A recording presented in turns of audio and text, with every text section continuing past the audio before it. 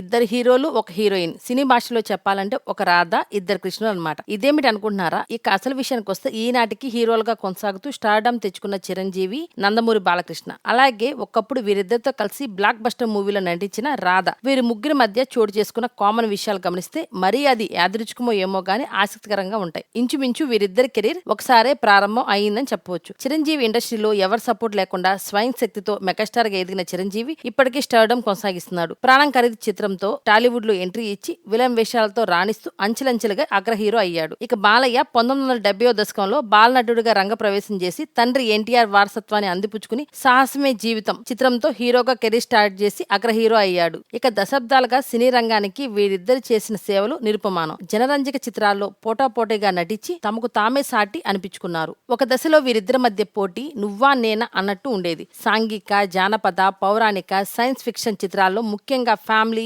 Village back drop movies తో బాలయ్య అలరించగా ఫైట్లు, డాన్సులు ఉండే యాక్షన్ మూవీస్, కామెడీ టచ్ గల వినోదాత్మక చిత్రాల్లో చిరు ప్రేక్షకుల దగ్గరయ్యాడు. ఇక వీరిద్దరి సినిమాల్లో కథానాయక్ గా నటించిన అందాల భామ హీరోయిన్ రాధ జన్మతః మలయాళీ అయినా తెలుగులో తనకంటూ ఒక ఇమేజ్ తెచ్చుకుంది. చిరుతో గూండా, నాగు, దొంగ, అడవి దొంగ, కొండవీటి రాజా, కొండవీటి దొంగ, రాక్షసుడు, ఎముగు మొగుడు, స్టేట్ రౌడీ, కొదమసింహం వంటి చిత్రాల్లో చిరంజీవికి ధీటుగా రాధ నటించింది. ఇక బాలయ్యతో ముద్దుల కృష్ణయ్య, రాముడు భీముడు, దొంగ రాముడు, రక్తాభిషేకం వంటి చిత్రాలు పెద్ద హిట్స్ సాధించాయని వేరే చెప్పక్కర్లేదు. ఇక మొదట్లో చిరు బాలయ్య మధ్య అంతగా సఖ్యత ఉండేది కాదని టాలీవుడ్ లో గుసగుసలు వినిపించేవి. ముఖ్యంగా ఇద్దరి మధ్య పోటాపోటీ సినిమాలు రావడంతో ఫ్యాన్స్ మధ్య ఆవేశం రగిల్చేవి. కానీ ఎందరు హీరోలు వచ్చినా వీరి స్టార్డమ్ చెక్కు చెదరలేదు. ఇక ఆ రోజుల్లో పరిస్థితికి భిన్నంగా ఇద్దరు ఎంతో ఫ్రెండ్లీగా మూవ్ అవుతున్నారు. పొరపాటున ఒకరు ఏదన్నా అన్నప్పటికీ మరొకరు స్పోర్టివ్ గా తీసుకుని వివాదం పెద్దదవ్వకుండా సర్దేసుకుంటున్నారు. ఇక ఆసక్తికర పోలిక కూడా ఇద్దరి మధ్య ఉంది. అదేమిటంటే ఇద్దరు పాలిటిక్స్ లో ఉండడం.